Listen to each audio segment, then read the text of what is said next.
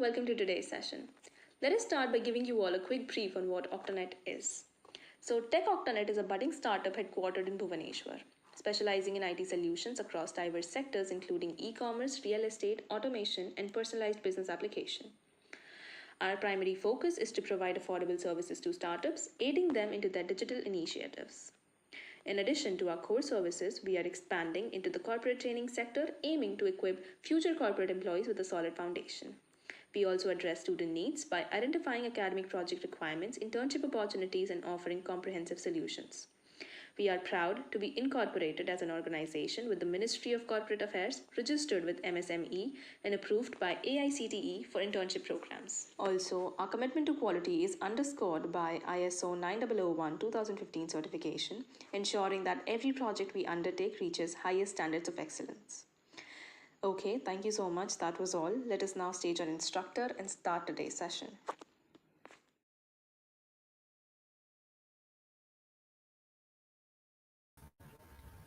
Hello everyone, I hope am I audible to everybody, and let's start with the day one of the Python programming session.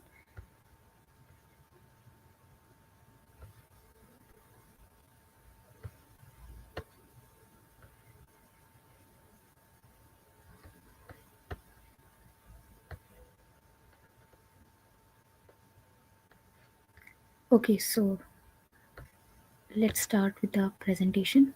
So this is the day one where we'll be covering with the Python basic concepts such as Python variable, conditional statements, and some of the part of the list.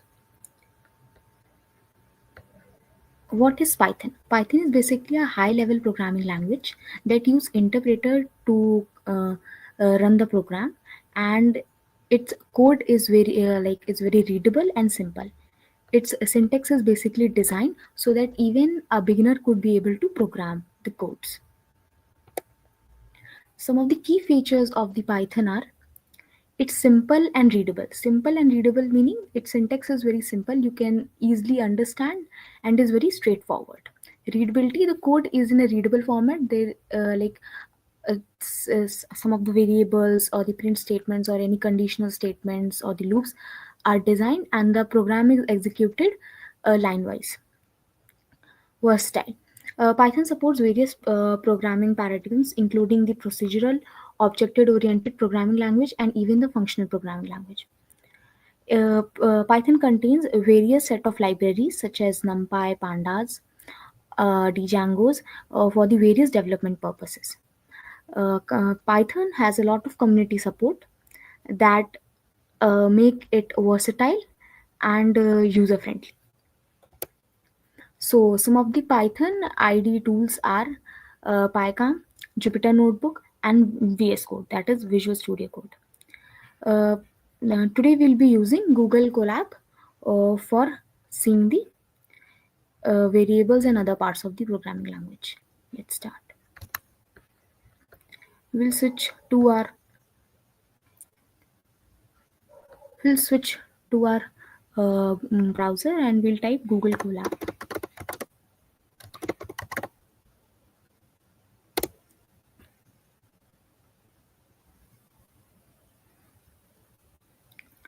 Here we'll create a new notebook.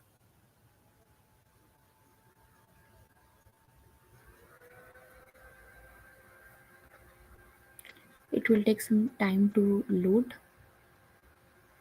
Yes, it's loaded. So the very first thing that comes in the while we learn Python is what are variables. So variables.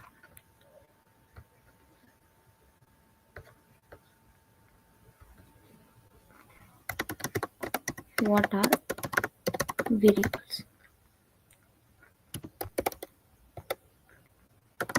Variables are variables are the containers for storing data values. Here are the containers for storing data values.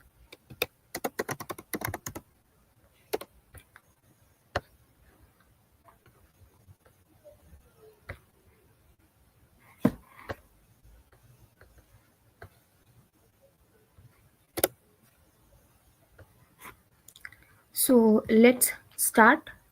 What are types of variables? Python supports various types of data variables, including integer, float, string, boolean, and more. Let's start. If we take a variable such as a and we assign a value 5, if we take a variable and assign a value 2.5,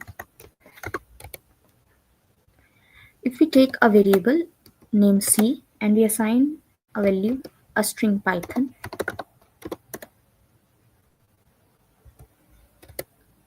and if we take a variable d and we assign a value true, remember the true in this case, the t needs to be capital every time. So, and if we write print a, similarly if we write print b,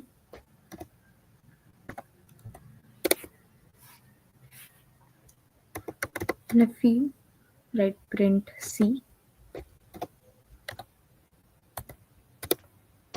then we write print d, and if we run this command,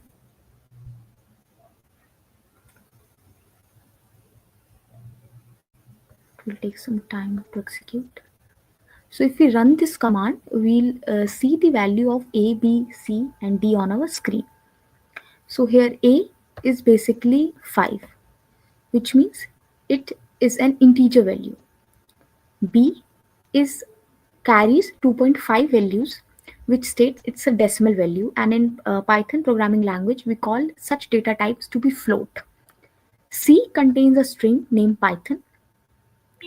D contains a boolean value. Boolean means 0 or 1. 0 stands for false and 1 stands for true. Remain Always remember, in Python, except 0, all elements will be taken as true. So let's focus on how we should name our variables.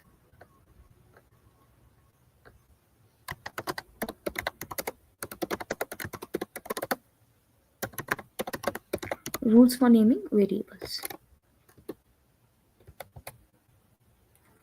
Number one is variable must start with a letter or an underscore.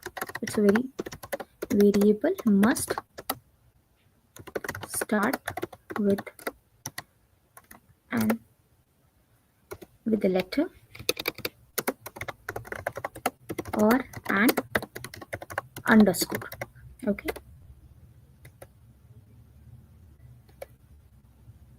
The rest of the name, the rest of the name can be a combination of letter, numbers, or underscore.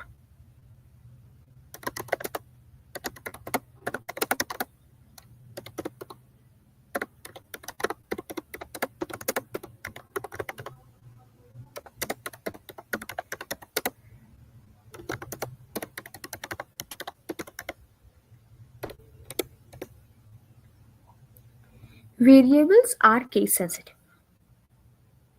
Remember, the variable names in Python language are case sensitive.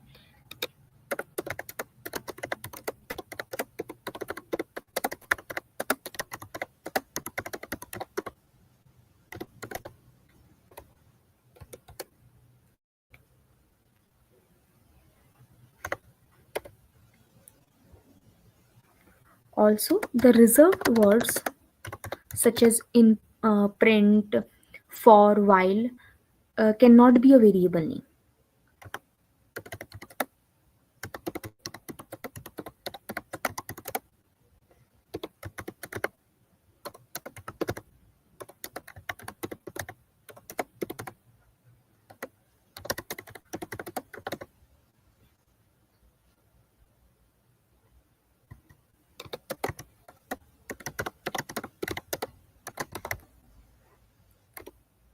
Cannot be a variable name.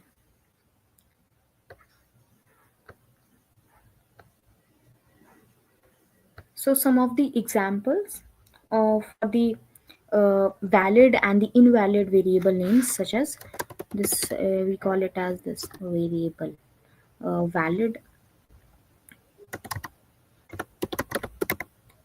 variable is equal to 1. If we start our variable name with suppose number, so we say one valid variable. See, it's given an error. It is already highlighting the thing that this is wrong.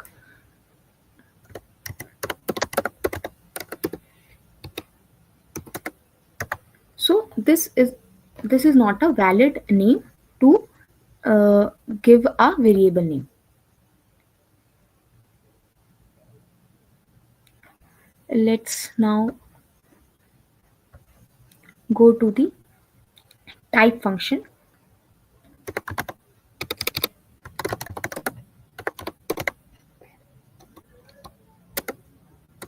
The type function.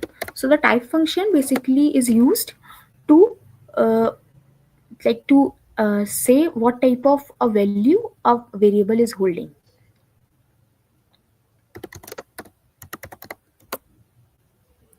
It's used to determine the type of variable. Type of a variable. Okay.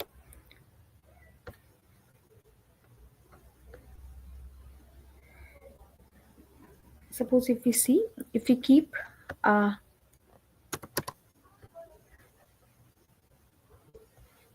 suppose if we keep a variable name, suppose as a sample variable,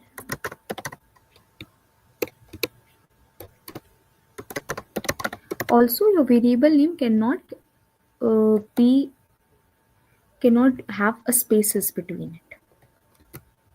It's equal to suppose let's say 42, and then we have, if we write print type sample variable,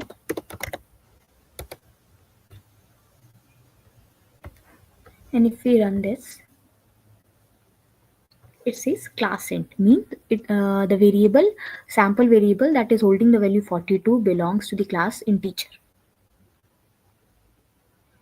And now if we take a new variable naming sample string, and we give it a value, let's say hello world.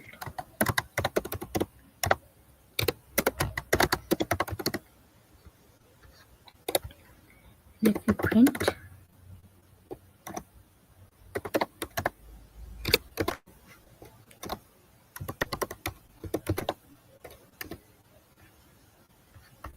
sample string, if we run this, we'll see that the sample string variable containing the string hello world belongs to the class of string.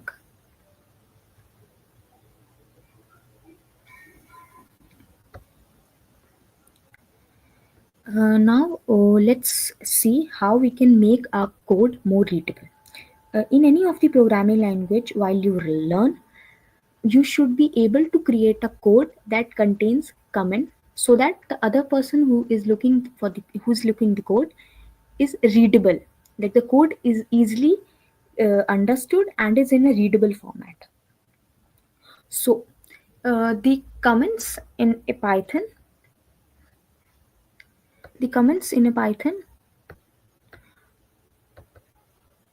are given in the following format. Comments. Okay. So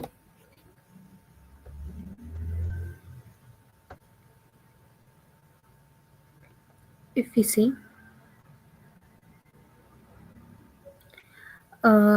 comments in Python are basically can be in three types. It could be a single line comment, or it could be a multiple line comment.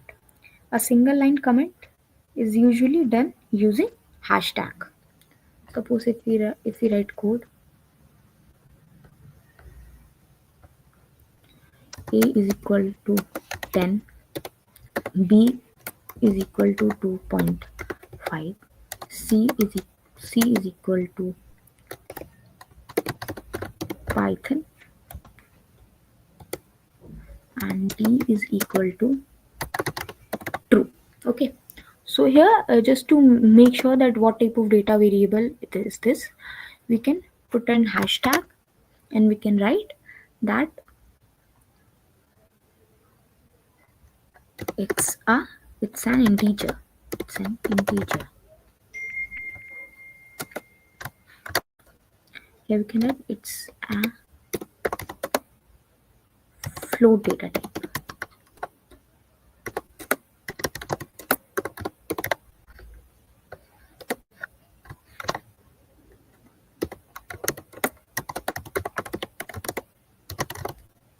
It's a string data type.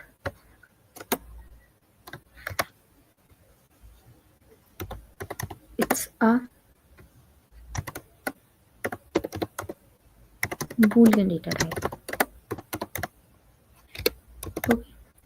So if you print these variables a and then print b and then if we print c and if we print d, we'll see that these comments are not printed since the interpreter ignores the comments while the code is being compiled or the code is while run.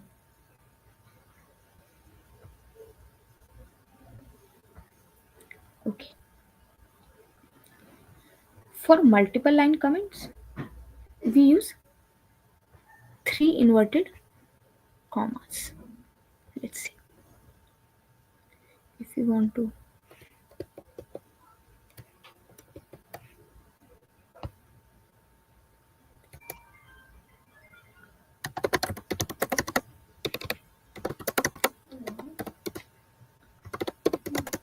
line. This is a multiple line comment. If we write this comment and if we close this, so this is a multiple line comment. In a similar way, you can go with the single line comment as well as the multiple line comments.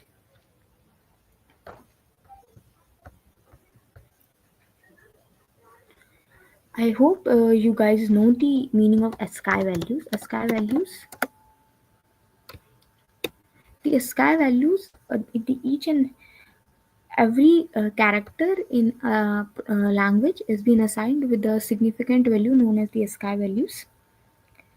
We will use the function order to know the ASCII value of a particular character.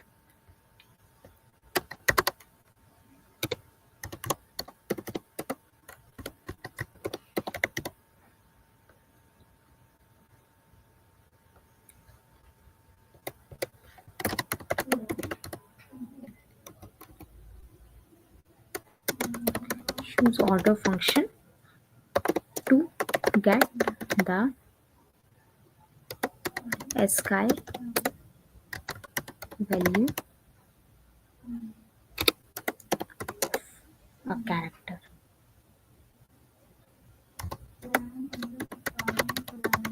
Correct. Okay. So let's begin. If we take a variable name character equals to a, and if we say and if we take another variable name ASCII value, and if you want to look for the value, if you want to look the ASCII value of a character a, we'll write order of a character. That is, and then we'll write a print statement knowing what is the ASCII value of a letter A.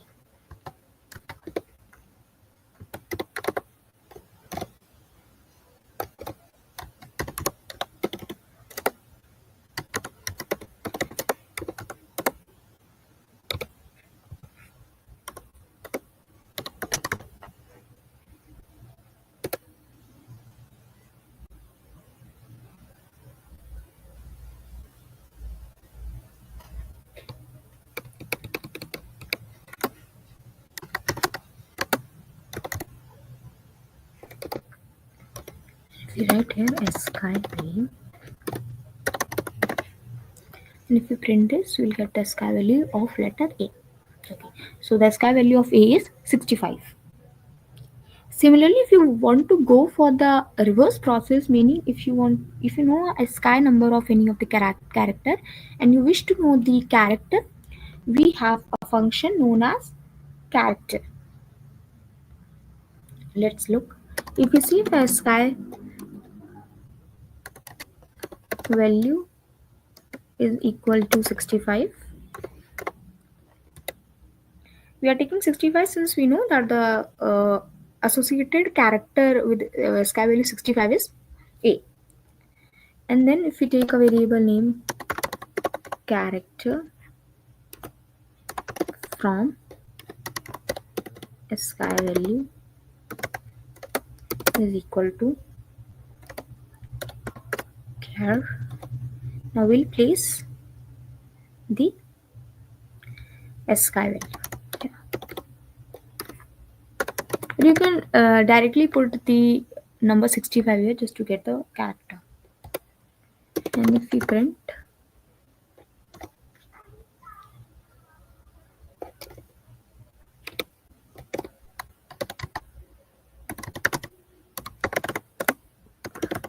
character for ASCII number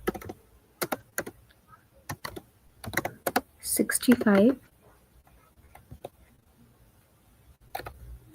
is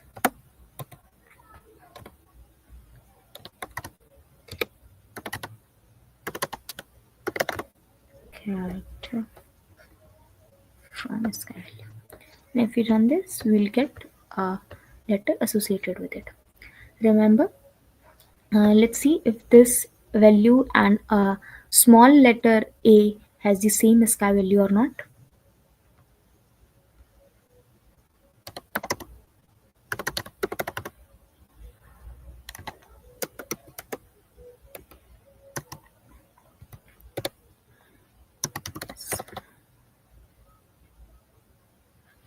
ASCII value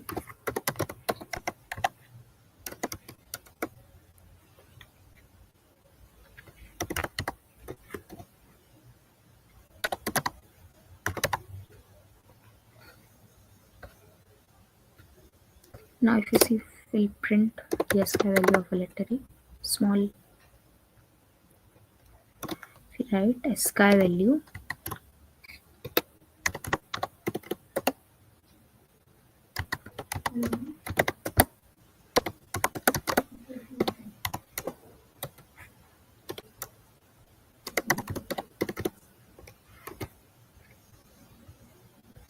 if we run this,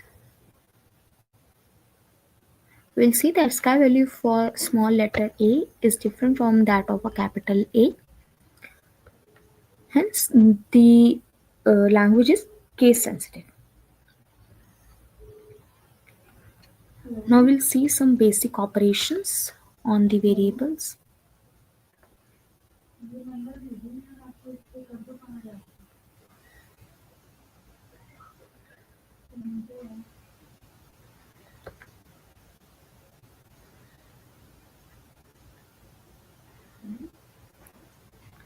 If we take a variable A equal to integer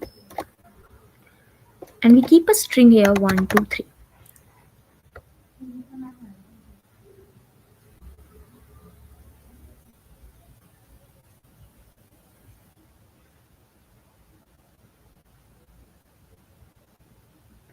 Okay, if we take a value of A as 10, suppose, and if we say is equal to 3, and if we take another variable named B and we take it the value as 10 greater than 8, and if we take another variable, let's say C, and if we keep a value as 10,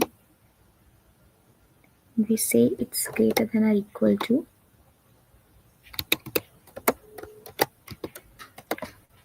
12. We take a variable T, keep it as 30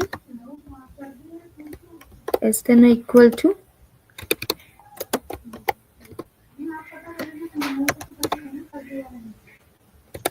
if we take a variable e equal to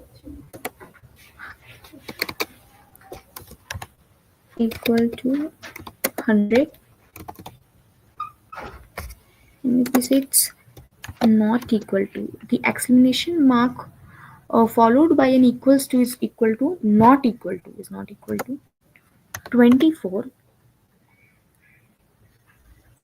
and if we print these variables, let's see what the output we get.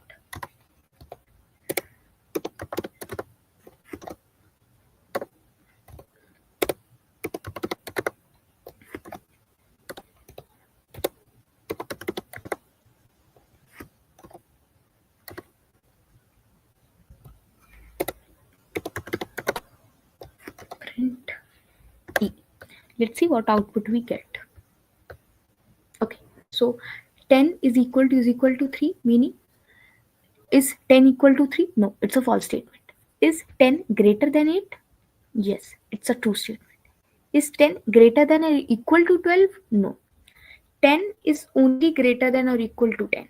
10 is never greater than or equal to any other value. If we see D, is 13 less than or equal to 10? No, it's a false statement. Does 100 not equal to 24? Yes, it's true.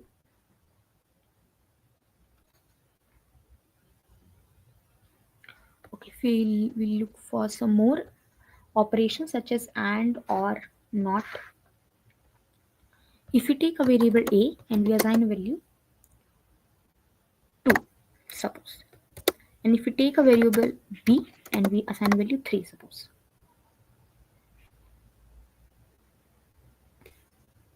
okay, and we'll print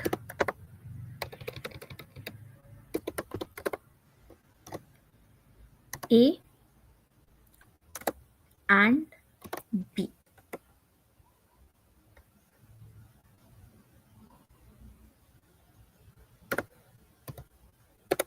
Similarly, we'll print a or b.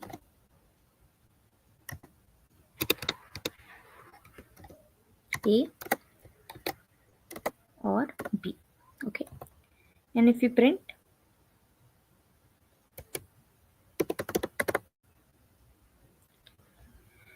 a not c,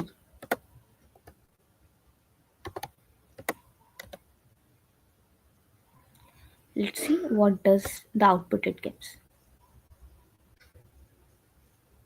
Okay, so since we know that in a binary system 2 is written as 0 1 0 and 3 is written as 0 1 1, for an it compares each and every digit of a number. In case of 2 and 3, for in case of operation of and, the output will be only 1 if both the digits are 1. If any of it is 0, it will be 0. So once we, in case of or, if either of the digit is 1, the output will be 1. And in case of not, the 0 is converted to 1 and 1 is converted to 0.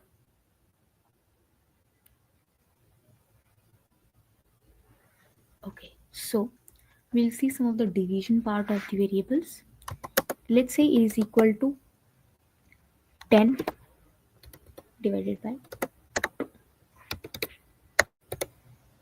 And if we say B is equal to 2.4 divided by 2, and if we skip C is equal to 10 multiplied by 2. If we keep D equal to 10 raised to the power 2. Here the double asterisk sign is used for the power. And if we print these values,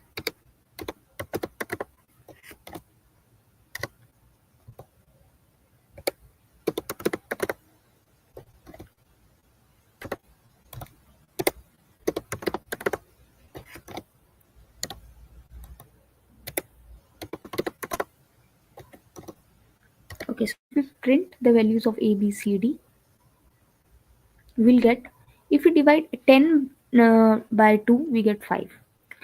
Let's see what happens if we divide 10.2 from 2. In this case, we have not used two signs. Let's see what it gives. Okay, so it's giving 5.1. It's a float value. So we use this float division to get an integer value. In the case of A, 10 is divided by 2 to get a value 5. In case of B, 2.4 is divided by 2 to get 1.2. Let's see if we put double sign here. Does the output it gives? It will get 1.0. As said, the uh, the float division gives you an integer value. In case of C, 10 is multiplied by 2 and hence the value is 20. In case of D, the double asterisk sign, as I told you, is used for power, and the first value which is given is raised to the power which is given after it. So here the 10 is raised to the power 2 is 100.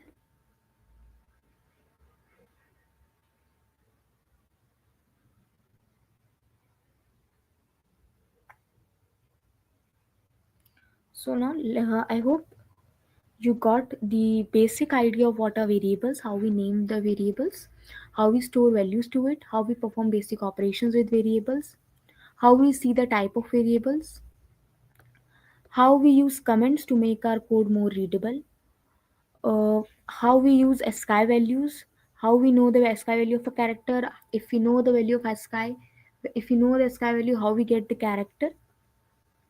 I hope you understand all of this. Now let's start with the conditional statements. To start with the conditional statements, let's have an overview of the conditional statements. A conditional statement is a body of a code which says if a condition is true, a set of code will be executed, and if the condition is not true, it is false, the next block of the code is executed. To perform such an operation in a Python programming language, we use if-else statements. Conditional statements in Python.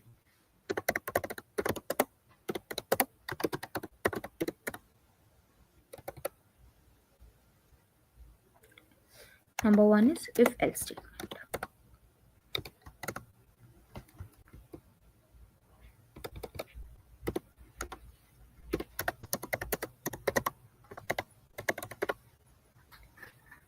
If-else statement.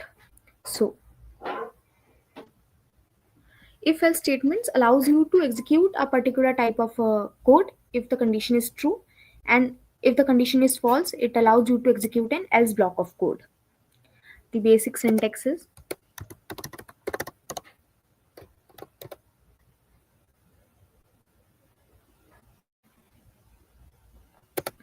if condition, if the condition is true, then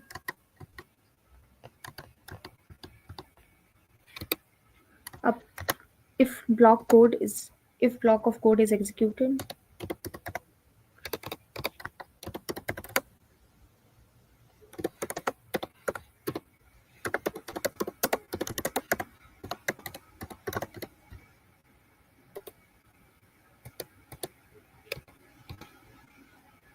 else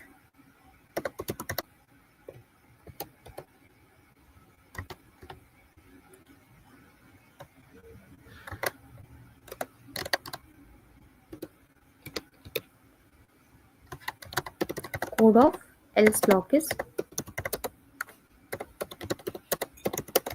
executed. Okay.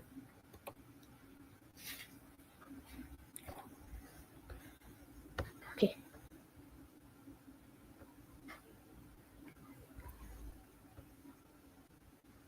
So if you see, if we keep a variable, let's say x is equal to 10, and now we give a condition if x is greater than 5, then print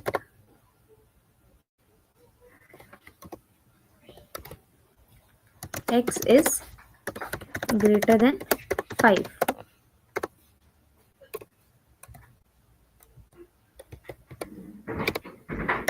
Else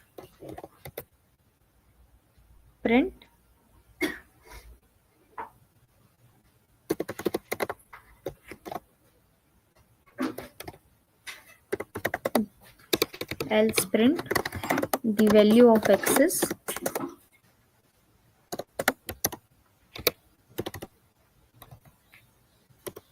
x. Let's see what does the output it gives. Okay, so it's saying x is greater than 5. Since the value of x we kept in the starting was 10, and in coming into the execution in the if block, we said that the x is 10 and the value of 10 is greater than 5. Hence, it printed the x is greater than 5. Suppose if we keep the value of x to be 4 here, we'll see that the else part of the code is executed and the value of x is now printed, which is 4. Now we look to the next conditional statement in programming in Python program, that is if elif else. Second is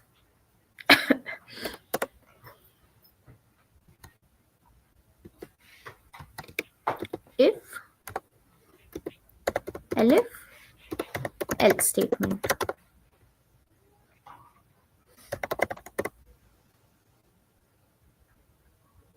So the if elif statement in Python is basically used if a condition in the if block is not true, then it gets proceed to the elif block, and if the condition there is true, the elif block is executed. Otherwise, it goes to the else block and the else block code is executed. And let's see a basic syntax of if elif else statement.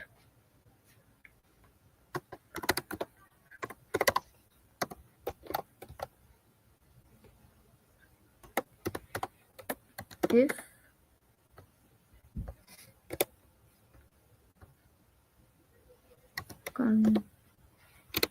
condition 1 is true,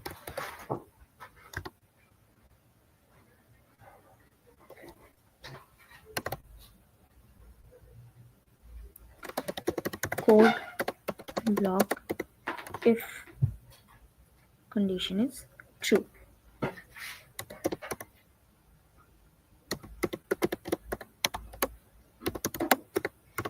True. Elif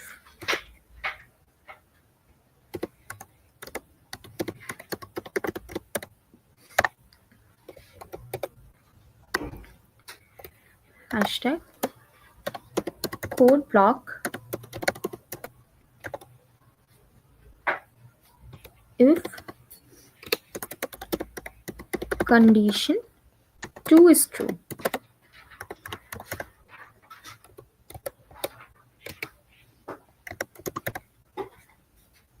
Else hashtag code block if no condition is true.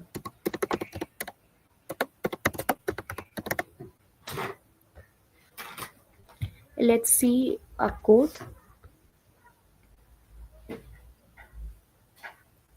If we assign a variable, let's say y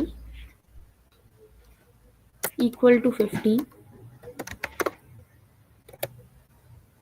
and if we write a code if y is greater than, if y is less than 10, then print y is less than 10. Elif if y is equal to 15,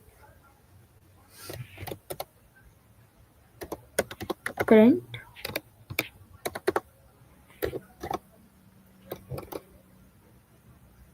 y is equal to 15.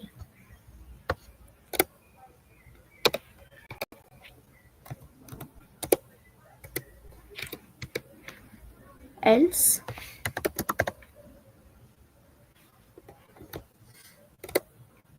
print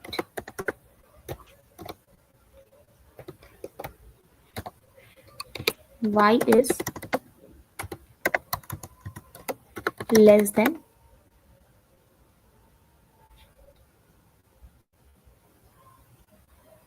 else print y is greater than it. Sorry,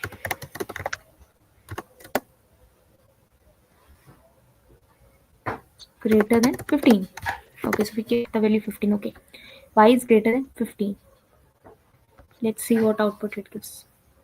Okay, so it's saying y is equal to 15. Since we kept the value of y to be 15, it matches with the elif block condition, and hence the print statement y is equal to 15 is printed.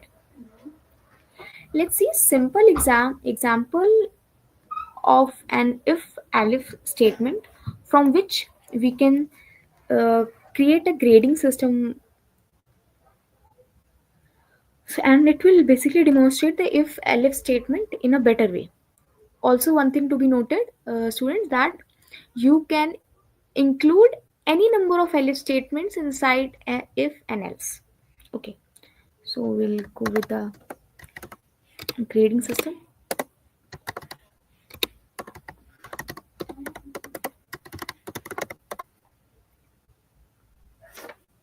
Okay, so in a grading, if we create a program for a grading system, and suppose if we take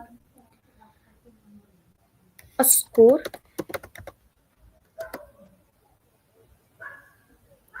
is equal to some value, let's say out of 100, if we take any score value, let's say 83, and if we say if score is score is greater than or equal to 90,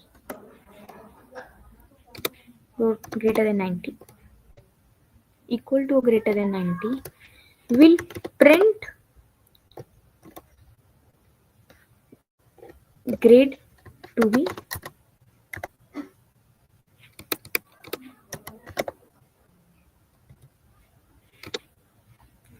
will print grade to be A. Okay,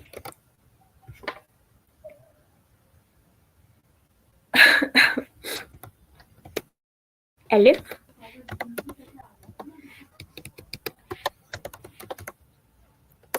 if score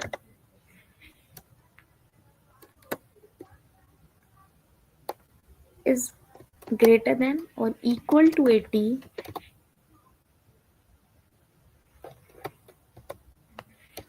will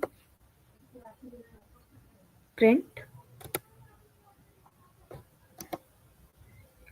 grade is B.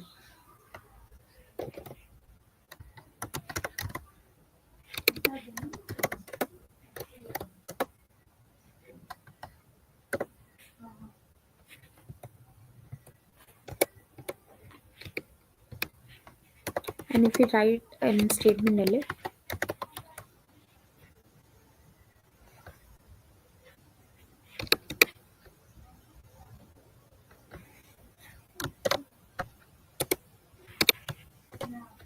and if we say that the score is less than or greater than or equal to 70,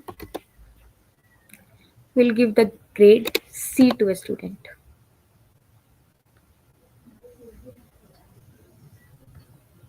And if we see if we keep the score to be greater than or equal to 60, we'll give the grade D.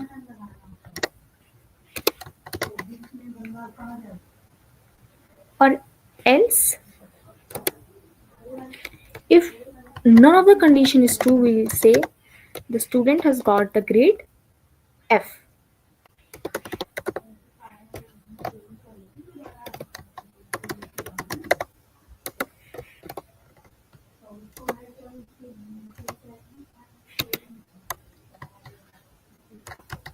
Okay.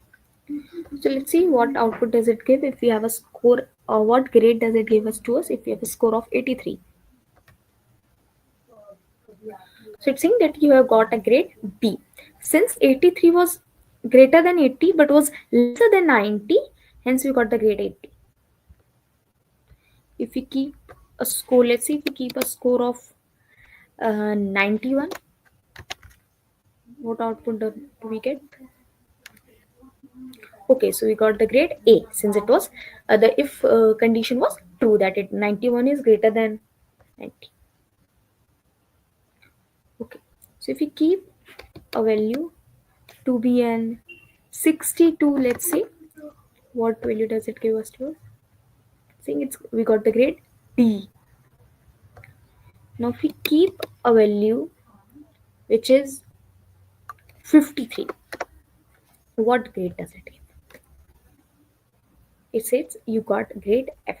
Since the grade F is in the else block, that means none of the condition from if and else was true. Hence the else part of the code was executed. And a very famous question in the conditional statements of a Python when you learn is a leap year checker. How to know that any year is a leap year or not? Let's see. Hashtag leap year checker. Okay. So if we keep a year, let's say equal to 2024, since it's an year. Okay. And if you see if year percentage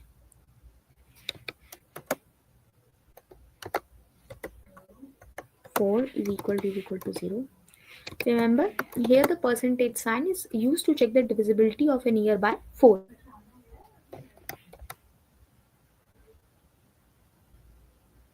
Also, this leap year checker program I'm introducing to you is just to take a look and in syntax of a nested if else statements. How we take an if else statement inside an if block and or inside an else block. Since if year is divisible by 100 equal to 0, then we have to print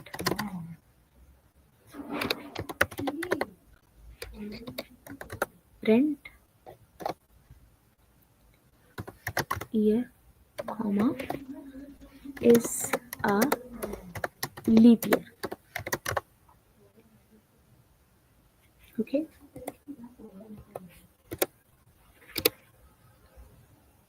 else will print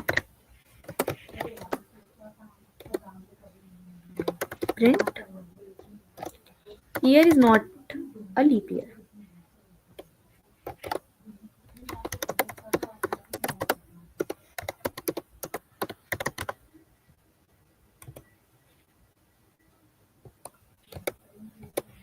Now we'll define the else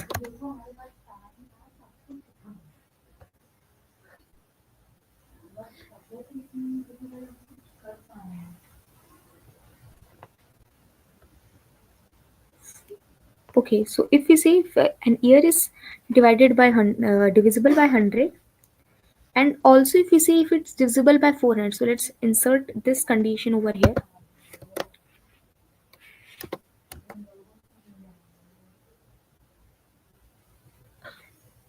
We will make this print statement comment for right now. And if you see if year percentage is divisible by 400 equal to 0,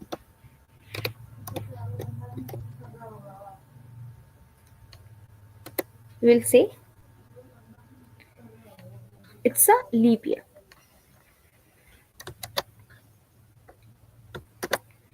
Okay, and now we will define the else part of this. L else print year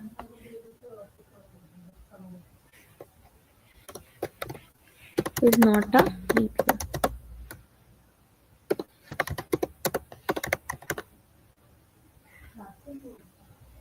It's not a leap year. Okay.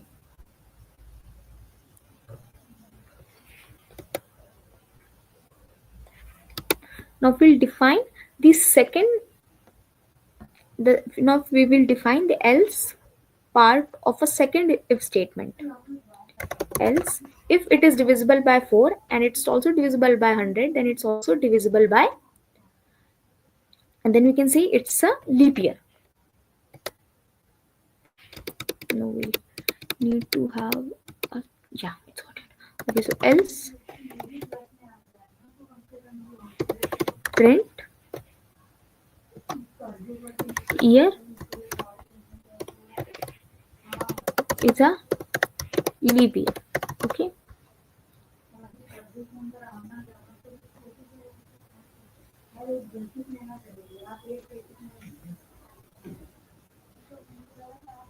Now we'll see the alignment here. Okay.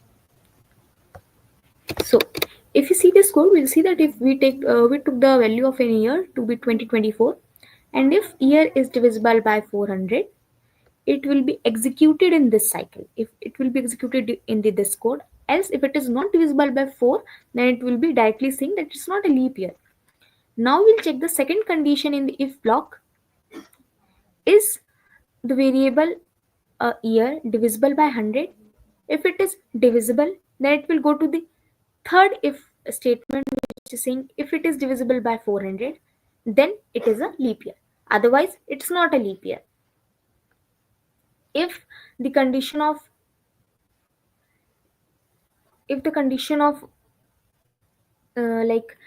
second if statement is not true, then the else part will be executed and it's saying it is a leap year. If none of the condition is true, then the else part of the first if statement will be executed and it is that the year is not a leap year. So now let's start with the list. So basically list are list in Python.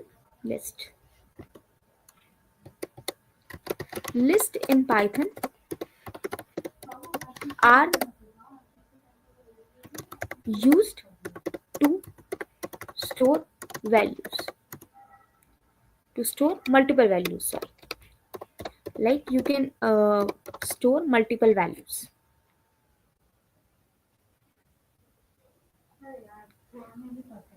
To store multiple values. Okay.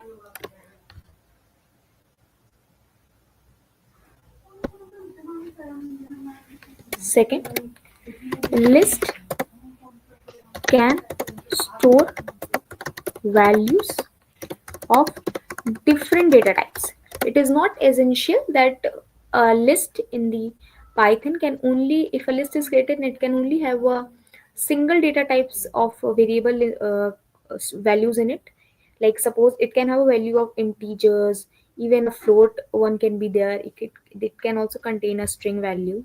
This way, different data types. Okay. Lists are ordered. Start ordered. Also, list in Python are mutable.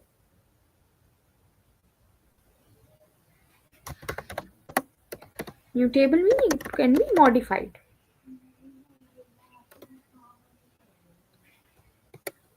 Now let's see the basic syntax of a list, how we define a list. Suppose list, we take a variable list name and we'll say the values in a list are enclosed in square brackets.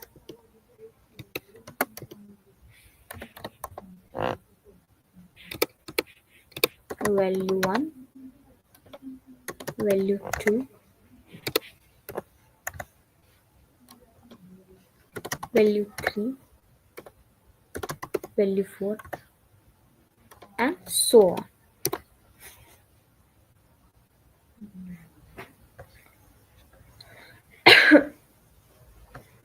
Now we'll see a basic way of creating a list and then printing it. If we create a list, name my list,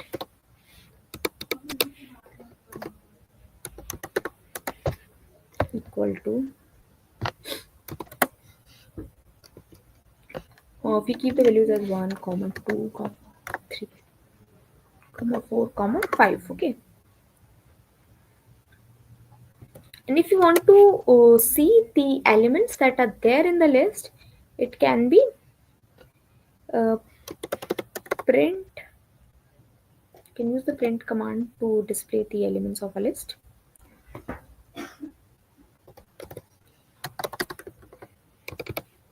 My list elements are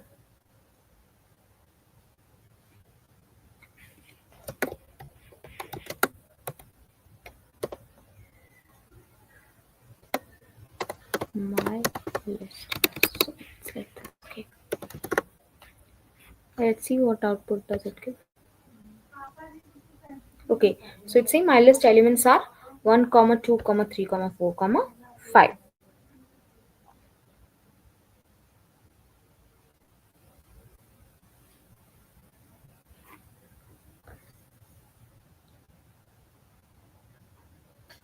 Okay. So this is the way you can create a list and then print the elements of a list. Okay. So the second thing that we'll see here is that the elements if on a list, you can see this list. Okay.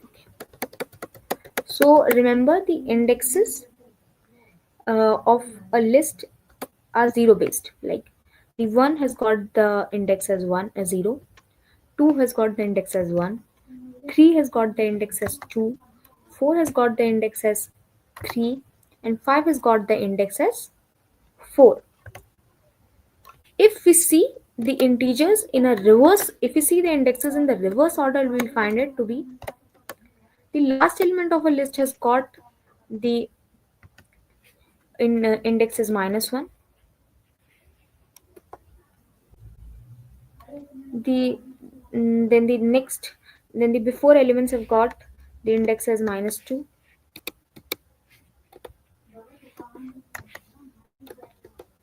Then 3 has got the index as -3.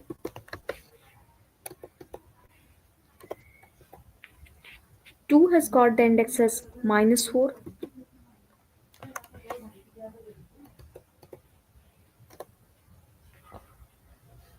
1 has got the index as -5. Oh, sorry, it's -5. Okay.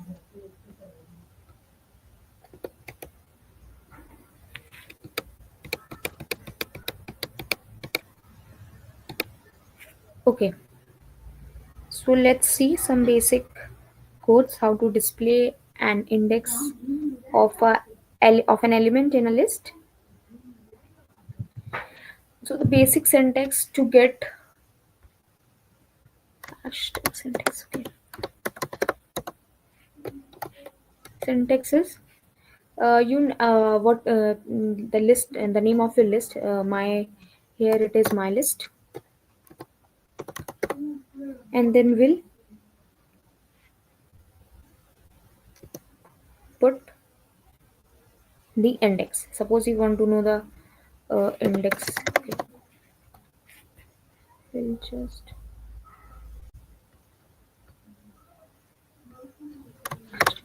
okay. So this syntax will display the element of my list which has an index. Okay, so let's see here a code which says my list. Let's see if you want to know the character which is at a place of 0. It's okay, so it's saying that at the index 0 the element stored in my list is 1. Okay,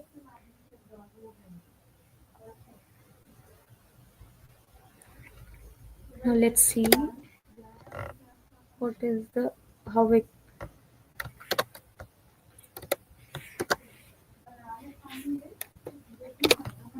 1. Let's see what is stored at minus 1. As I told you in reverse order, it should be 5. Yeah, it says it's 5. So in this way we can we can go through the we can get the elements of a list using indexing. So as you know that 0 is 0th index contains the first element of a list, whereas the minus 1 index contains the last element of a list. Let's see if we had a print statement here. Print the first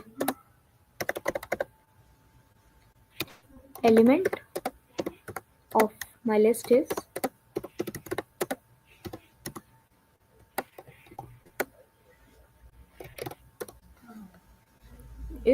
my list.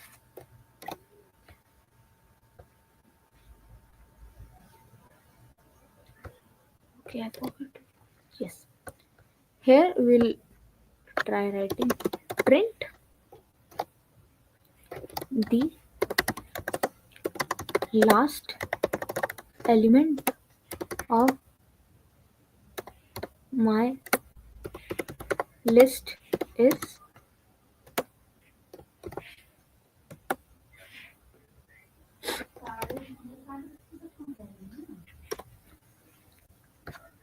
okay.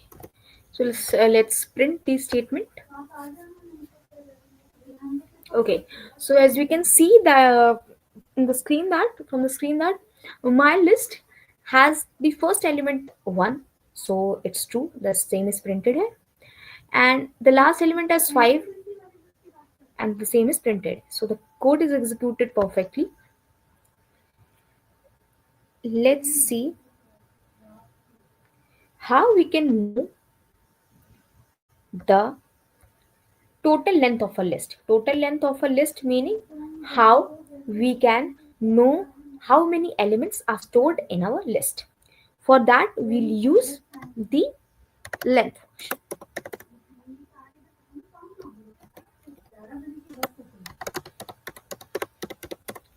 Okay, so here we'll use if you see the length in the length function, the parameter is given as the list name. Here it is my list. Let's see what output does it gives to us. We know that the elements contained in our list are 5. Yeah, so it's give the output as 5. It means the 5 elements are stored in the my list.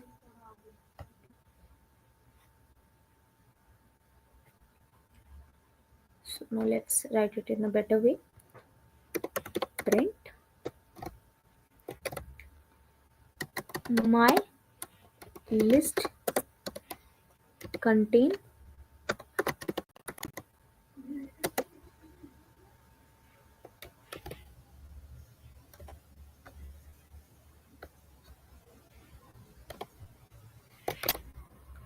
these many elements. Okay, does it gives the output as my list contain 5 elements? Okay, my list contains 5 elements.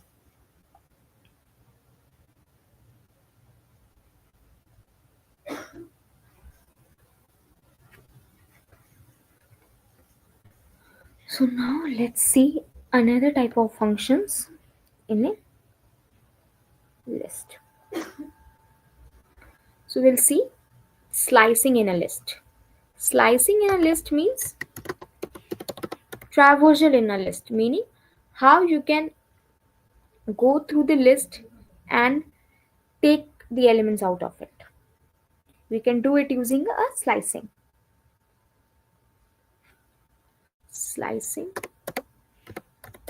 in a list.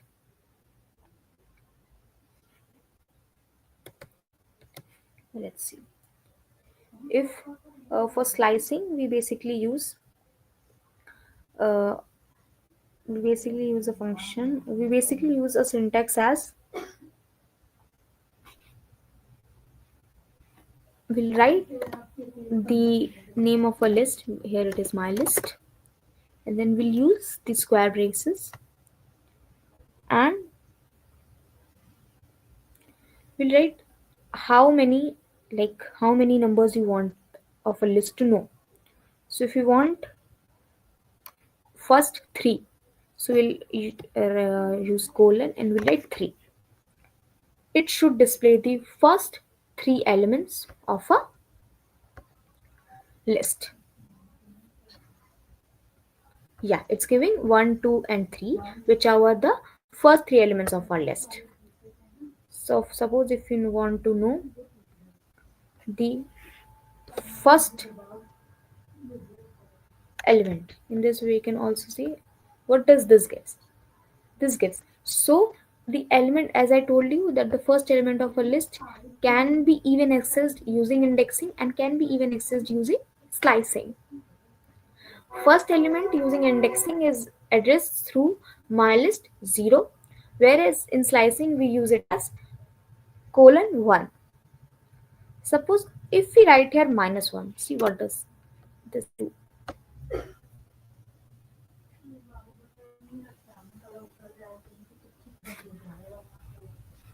So here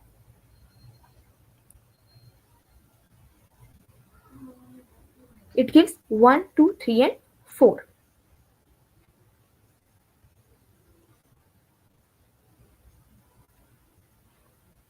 Okay. So we'll see how we can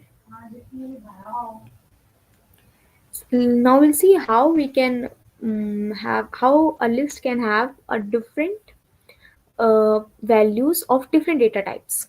Now we'll define a new list, say lst is equal to, we'll see, uh, suppose as 1 comma 2 comma 3, and then a string element, suppose hello world. Okay, so this now keep this 2 as 2.5. Let's see. Okay, so now we'll print the list. Let's see what output does it gives. Okay, so it's giving us the output as the list members. Okay, now if we want to print list and an index, let's say 0, what output does this give? It gives 1, since 1 is the first element of our list. We write print lst -1. Okay, now let's see what output does this give. It should give hello world. Yeah, so this, as we know that the -1 index is basically used for the last member of the list, and in here in our case it is hello world. Now let's see what output does this gives.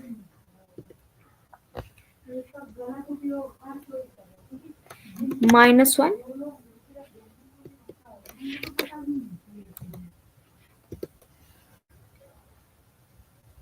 and see. Now see what output does this gives.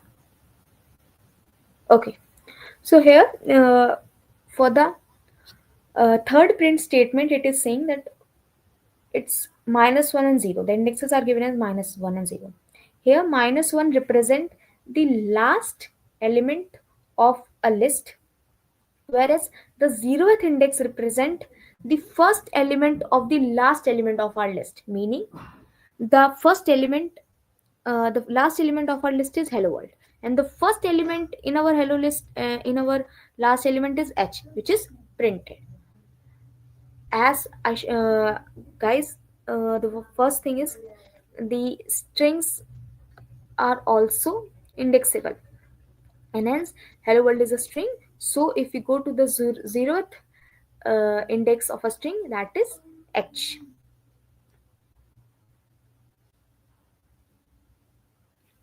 Now we'll see, can we have a list inside a list? Can we have a list inside a list?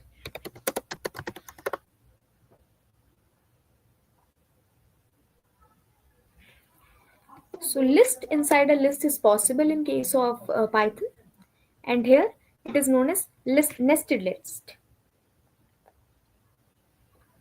Let's see, we give it as a name as nested.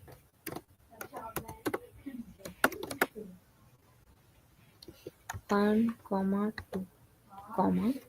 Let's see, we'll write here 3 comma 4, and we'll write as 5. Okay. So if you print this list, let's see how it's printed. Print. Okay. Let's see how it's printed.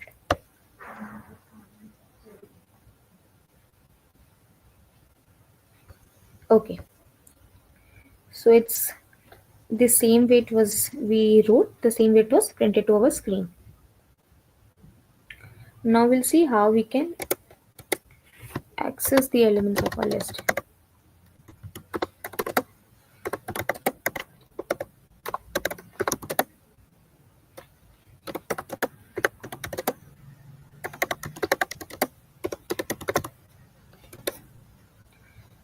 Now we'll write print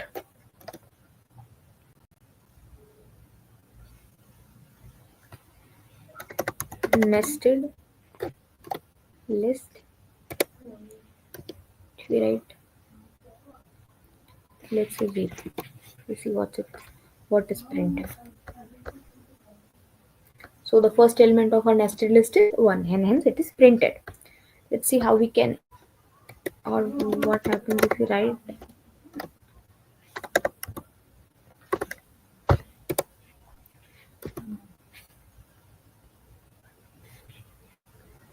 2, and if we write 0. Let's see what does this print. So okay, it prints the letter 3. Okay, so here we have seen that the uh, indexes are given as 2 and 0.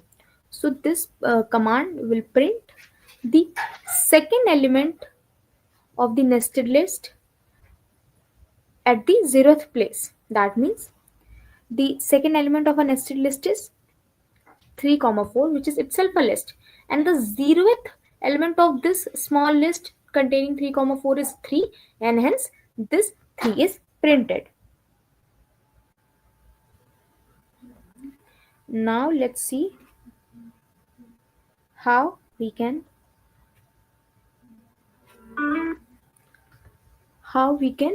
access other elements of a list. Yeah, if we increase more elements here, suppose we keep this 5 into a list, can a single element be in a list? Yes, a single element can also be there in a list. Does this give any changes? No, it does not reflect any changes.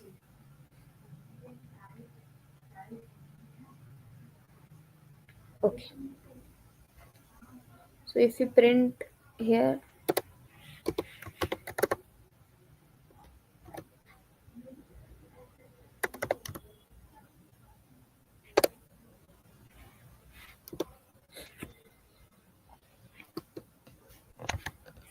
let's see what does this print. Okay, so this prints 5 but inside the square brackets. What if we want to remove this square brackets? We'll write print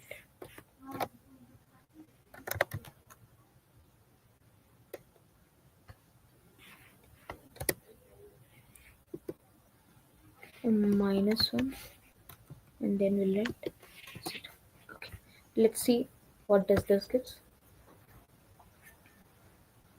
Okay, so this is giving a 5 without the square brackets. That means here the nested list, this function is going inside a list.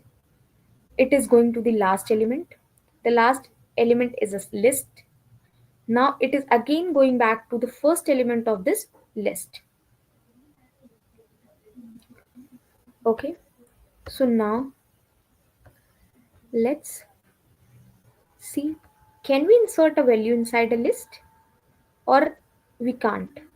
Okay, let's see.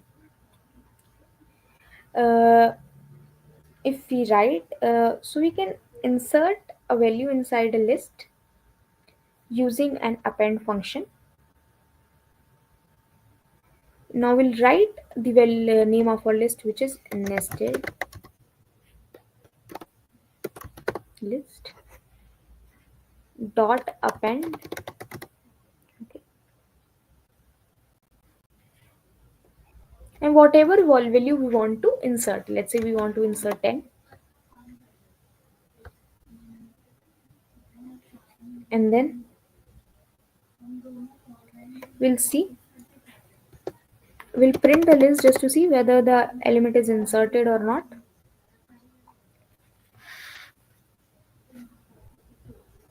Print nested. Yes. Let's see what does this do. Okay, so the 10th element is inserted at the last place of a list. So a list can insert values, but the value using the append function is always inserted at the last. A value in the list can also be inserted at a particular index. We'll see this in the next session. Okay, so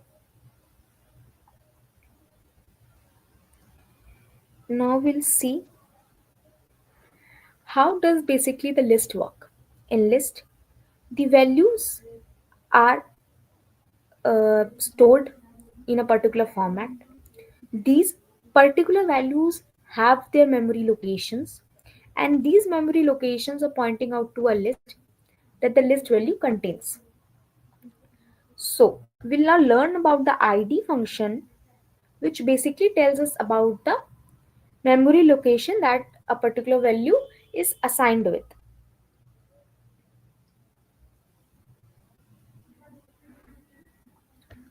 We'll write some basic things now for the id function. Yes,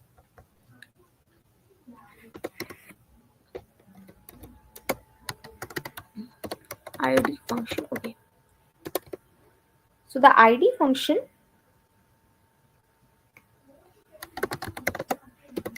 the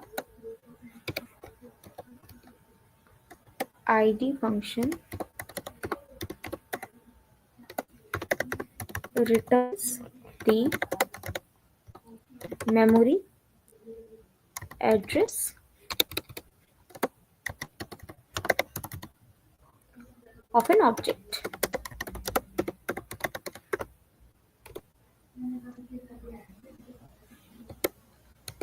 The basic syntax is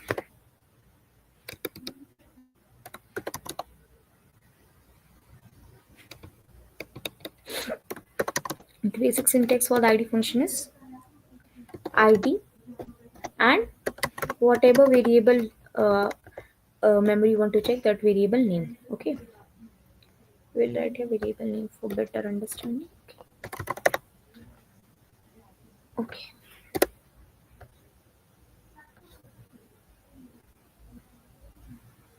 so let's see, if we create a list, suppose lst equal to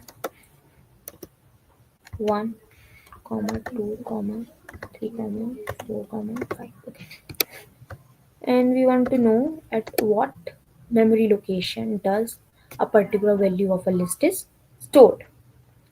We'll write print the memory location.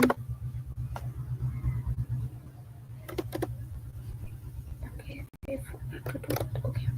The memory location of a first element of the list is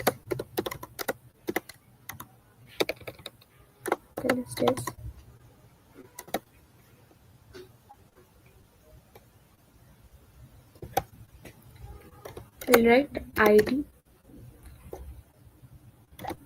we'll write the list name, which is list, and then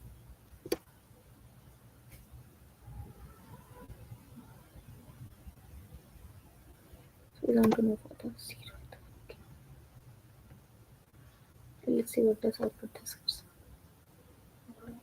Okay, so it's saying the memory location for a first element of the list is this. Since this gives the memory location, we can similarly have the memory locations for the other elements of a list as well. And now let's see what if we append a value to a list. Let's see, we append a value of list dot append. If you append, suppose if you append the value 10 to a list,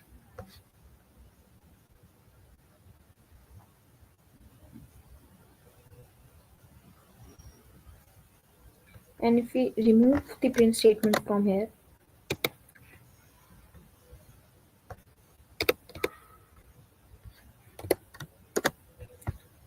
let's see what.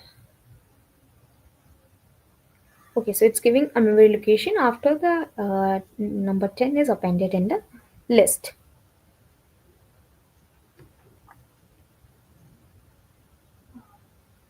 So basically, here the id function we use in Python is for understanding how Python manages memory for objects. The id function is not particularly used for the list. It can be used for any of the variables.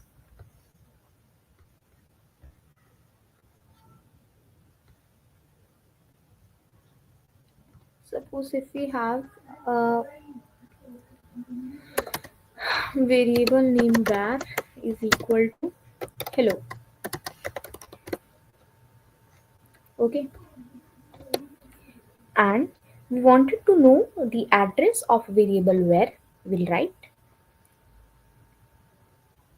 id. What is the name of a variable? That is where. Now we'll see what does this prints.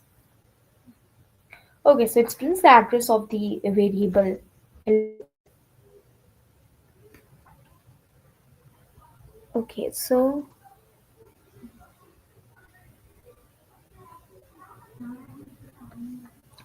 let's see a new block of the code that says, suppose the list is equal to, if created it before only, but we'll still have a new one for here.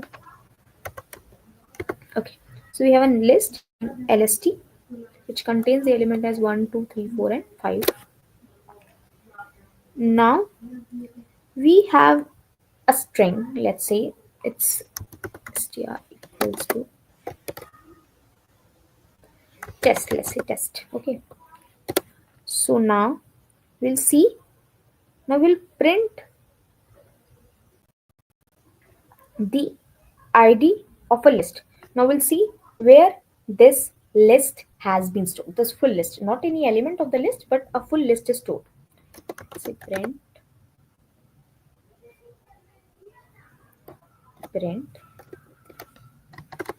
the address of a list is, the address of a list is, okay, we'll do it and then we'll, okay, so here we'll write id, and what is the name of our list? That is a list. Sure. Let's keep this variable as 1 so that we could view the correct, otherwise we have listed this lst here also, we can have the confusion here. Okay, so let's see what does this gives. Okay, so the address of a list is this. Now let's see if we append an element, let's say lst1 dot append 6. Okay, now we'll see the address of a list. The line will like adding the before adding the element. Now here we like after adding the element.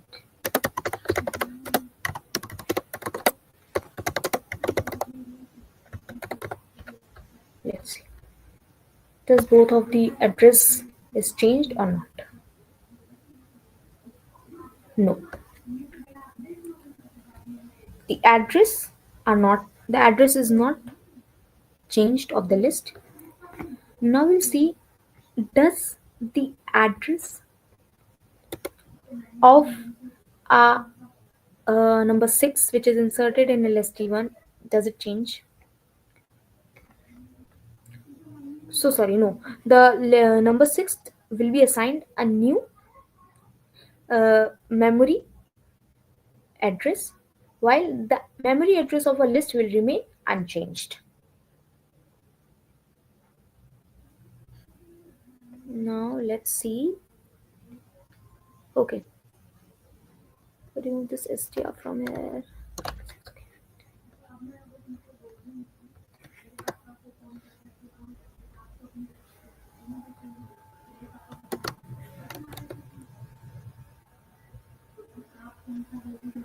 Okay, so we'll see the address of this list is print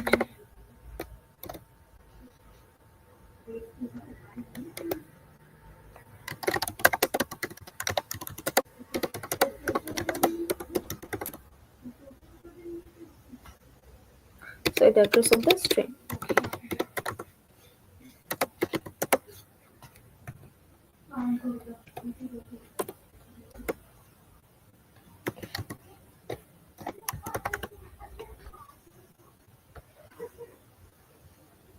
So yes, we got the address of a string as this. Now we'll see. Now we'll add a new text into the string.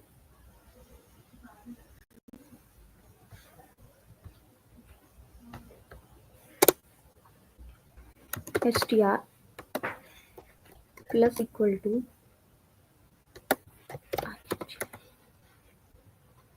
okay. So here plus is equal to operator does the catenation. Catenation is a process of the combination of combining the two strings. What does this statement do here? It will do str is equal to str plus string ing. So which is equal to string test plus ing,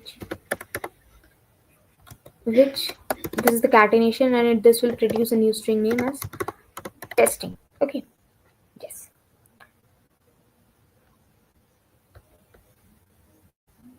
Remove this comment from here and we'll go to the yes. Now we'll see the address after the catenation of a string. After a new string is added to the parent string. Let's see. Print the address of a string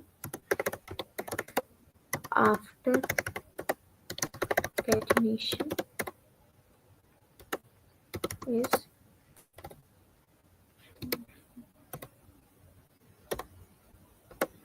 ID of ST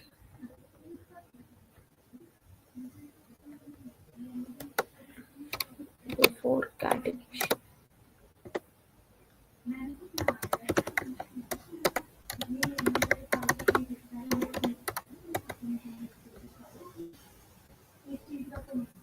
Okay, let's see what does this do.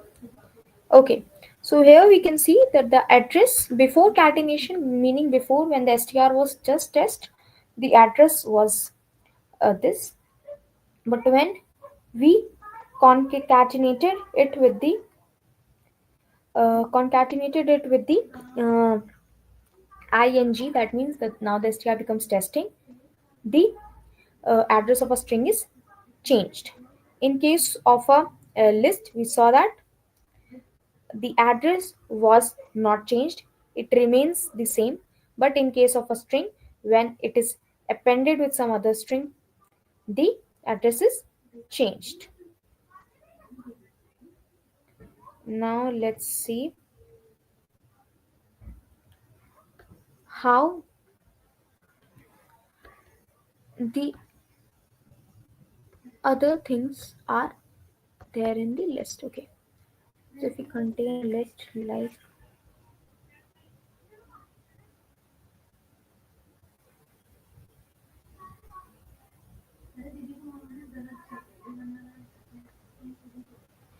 okay, so let's do it. Let's see, can we have any variable which is assigned a value previously can be inserted in a list? Let's see, if we keep a value of a is equal to 10, b is equal to 20. Okay, so and if we create a list lst lst2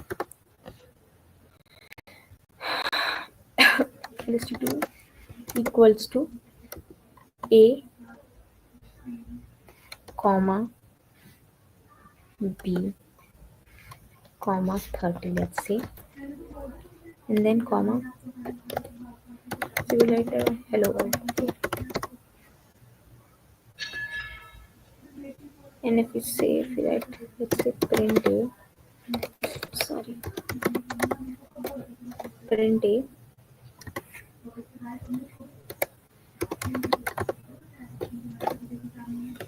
print b. If you want to see, if we print my list zeroth element,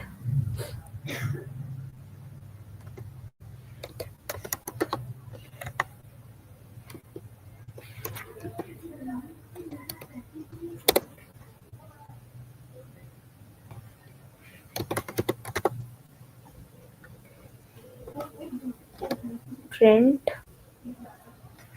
let's see where our id is stored. We don't want to go with list. Okay. Now we'll see what is the value of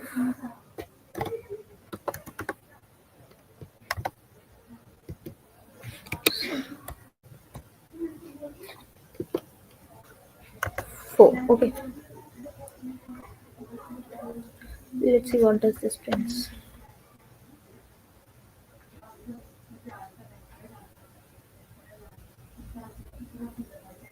Oh, so the list is wrong. We need to rename it. Okay, so as we can see that we have assigned a value of a to be 10, b to be 20, and then we created a list named list2 that contains a comma b 30 and hello world as the values in it. Now we printed the value of a, which was 10. Now we printed the value of b, which was 20. Now we printed the first element of our list, which was a. Does this print 10? Yes, it prints 10. That means that the list 2 carries the variable a, which contains the value 10. So uh, this memory is mapped to the variable a, which contains the value 10. Now we print where does our list 2 is stored. It gives the address of, it gives the memory address of our list too. Then we printed, as it was, as I told you previously also, that this function now, yeah, this statement will print the third element, the fourth character of the third element of the list. That means the third element of our list is 0, 1, 2, and 3. So hello world is our third element. Then the fourth character in this element is 0, 1, 2, 3, and 4. O. So O is the fourth element of a hello world. Now let's see how we can do the other operations in a list.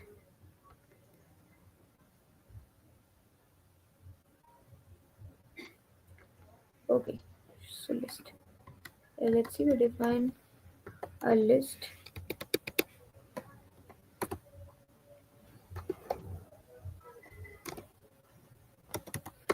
My list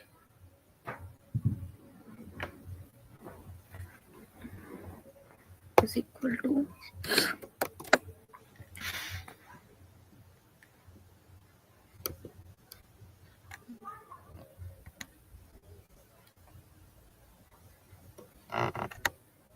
comma 1. So basically, list is a mutable. Uh, List is mutable means you can insert an element inside a list. You can remove an element from the list. You can perform operations on a list, and various things you can do in do with the list. Let's see some other things.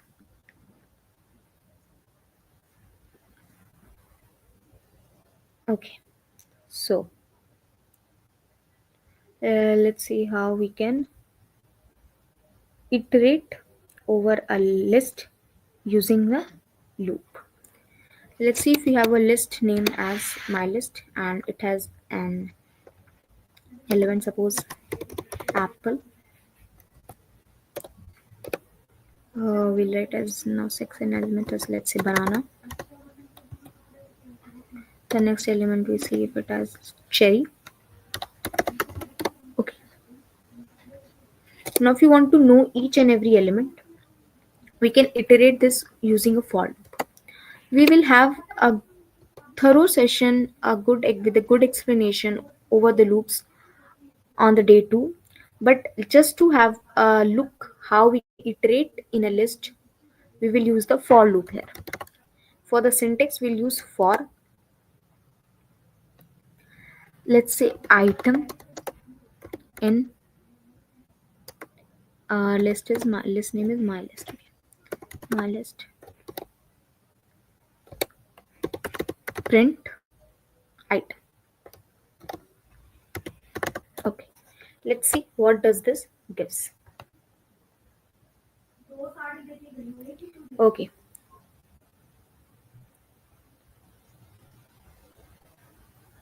So it gives individually apple, banana, and cherry. This this this makes you learn that a particular element in a list can be seen and can be iterated through. Let's see how this for loops work. So here the for loops works as, for is basically a reserved word here. Item is any variable name which will be given when a list is iterated using the for loop. In is again a reserved word, and my list is the list through which we are iterating. This is a colon, and then this print statement will be executed when this for loop is uh, like for loop is iterated every time. So for item in my list says that for each item this print statement will be executed. For the first time when this loop will be executed, the print item, the very first item in the list is apple, and hence the item which is now replaced with apple is printed. Now second, for the second time in a loop, the Banana is now uh, stored in the item variable, and banana will be printed. Next, then the third time when the loop will be executed, item will store cherry, and hence the item cherry will be printed. Now, if you say a new thing, okay. So if we keep we name as a equal to, we have a list as suppose 2. It's a list which only contains an element 2. And if you use a multiply sign here, what does this do? Let's see. Now we'll print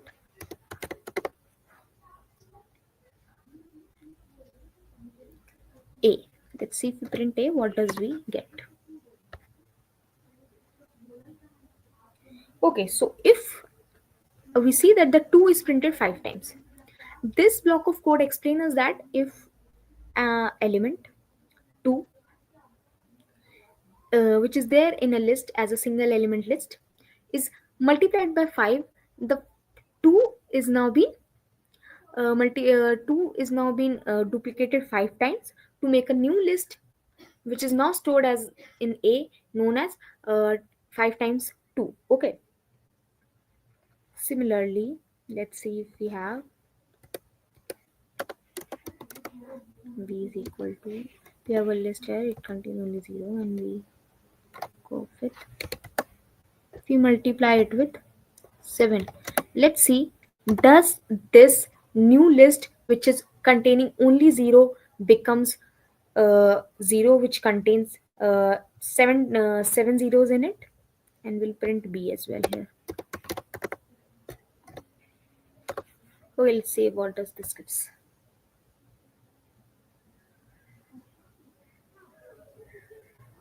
Okay, so it gives a new list that has 7 zeros inside it. Okay, now if you see, if we update any element in a list which already has some value to a particular index, does this changes? Let's see if we have, let's see the array a only. If a, second element which is at index 1, if we change it to a, let's say 1, okay, and now we print the a, let's see what happens. Okay, so the second element of a list a is now changed to 1, which was previously 2. So in this way you can change any of the like any of the element of a list using this. Let's see, if we keep an index which is not which is not a valid index in a list, what does the interpreter say? Let's see. So let's see what is, first see, let's what first see that what is the length of a list. Print length. Okay, okay. Let's see. Okay, so this gives that the list A contains 5 elements. Now if you 5 element, that means the index will be at will be from 0, 1, 2, 3, 4, and 5. 0, 1, 2, 3, 4. Okay, so let's see if we put 5 here, what does this gives? Okay, so it gives the index error. That means list assignment index is out of range. Out of range meaning it this list only has the indexes from 0 to 4. The fifth index is out of range for it. So if we keep it again back to 1, then we'll see what does this. Okay, so we have put now so we have changed the element, the second element of a list A to be 1.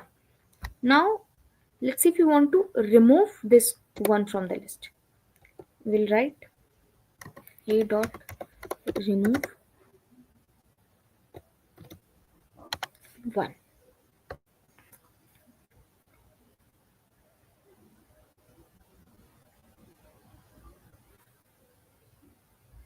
It's not removed. There's some issue there.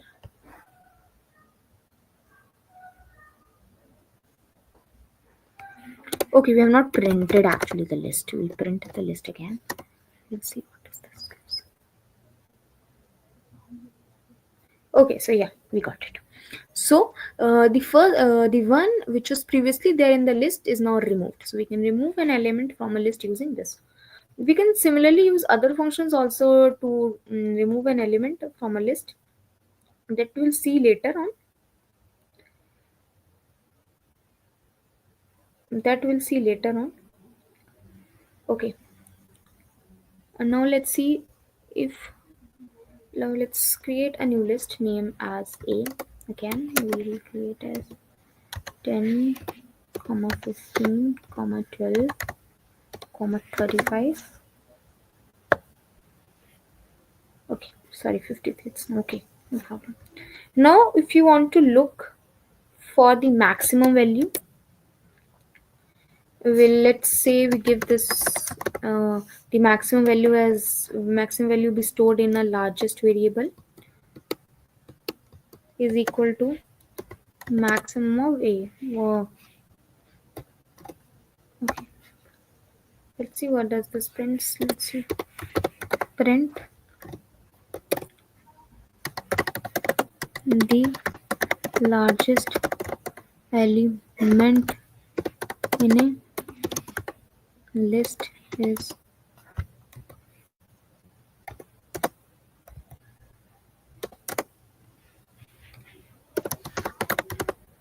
let's see what is this. Okay, so the largest element in a list is 53.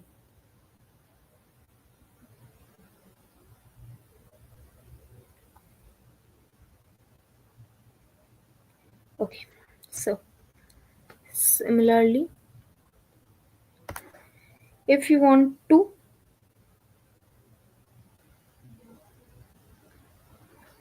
this the largest element can be like we can find out using a different line of code, that is if we write, if you want to sort the list, sort the list meaning if you want to arrange the elements of a list from smaller to like larger values, then we'll write the list name is here A dot, we'll write sort. The function we basically use is sort. Okay, I will write print to see whether the our list is sorted or not. Yes, so our list is sorted and the smallest number is the first element of the list and the largest number is the last element of the list. Let's see if we print from our previous understanding that if we write A square brace is -1, we should get the last element, and the last element, as I said previously, is in a sorted list is the largest number. Do we get 53 in it?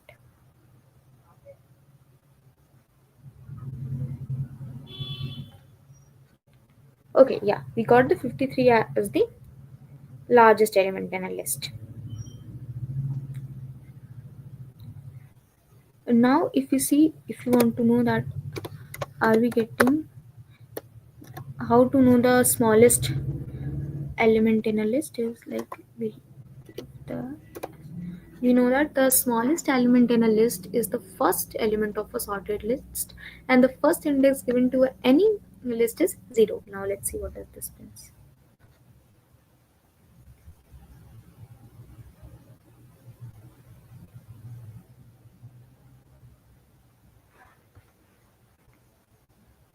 Yes, so as we know that the A minus 1 should give the greatest number, the minus 1 index in a sorted list should give the greatest number, that is 53 in our list. And the 0th index in our list should, in a sorted list, should give the minimum value, that is 10. Now let's see a block of code that says that whether a particular number that you are looking for exists in a list or not. So let's take our list as A only. Now we'll define again the A here. We'll copy it from here. Okay. Okay. Now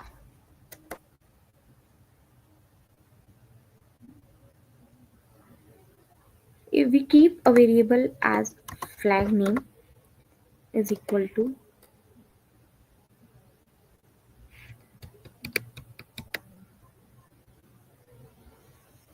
if we keep a variable, let's say x is equal to 30. Okay. For x in A, print elements exist in a list. Okay.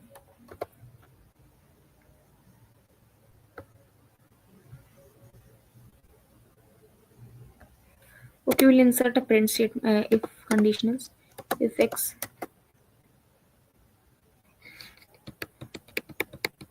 okay, so print if element for, no, this question is, okay, there's some problem in the code. Okay. Okay, so let me tell you that in a list, when you're looking for a particular value that it exists or not, you use any function, any function. Here, I will write a comment here. That is, to check if there exists a particular value in the list, we use any function, any. Okay, we use the any function. Okay,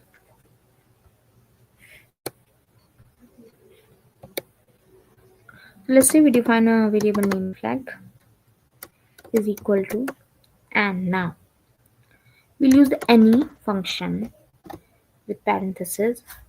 Now we'll go with x equal to 30. Let's say the number looking for is 30. For x in A, okay, if flag, now we'll let a condition spin, then print that the element exists in a list.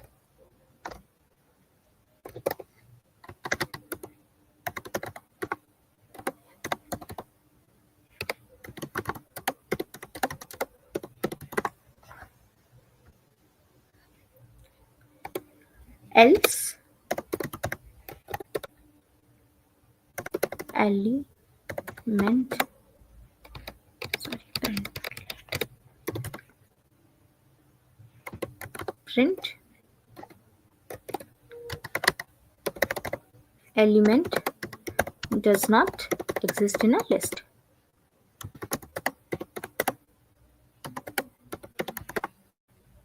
Okay. Let's see whether this runs or not. We'll mark this as comment of this. So it's saying element does not exist in a list. That means the element you were looking for is 30 is not there in the list, as it can clearly be seen that our list A only contains 10, 15, 12 and 53 as the values. So let's, in this block of code, if we see that the A is a list which contains 10, 15, 12 and 53 as the values, Now we use a variable named flag which is equal to any. Here any function will be checking that the particular value is there in the list or not. Then we say that if we were looking for the value, let's say 30 is there in the list or not, we'll write x double equals to 30 means x is equal to 30 for x in a. For every iteration of x in a, if there is an x that is equal to 30, then flag will have the value 30 here. And if then when this whole line of code is executed, it will move to the if condition where if flag means if the value of flag is 30, then the print statement will be executed and it will print element exists in a list. Otherwise else block of code will be executed and it will be printed that element does not exist in a list. So, in the next session, we'll look with the more deeper understanding of the list and some other concepts of the Python programming language. Till then, take care.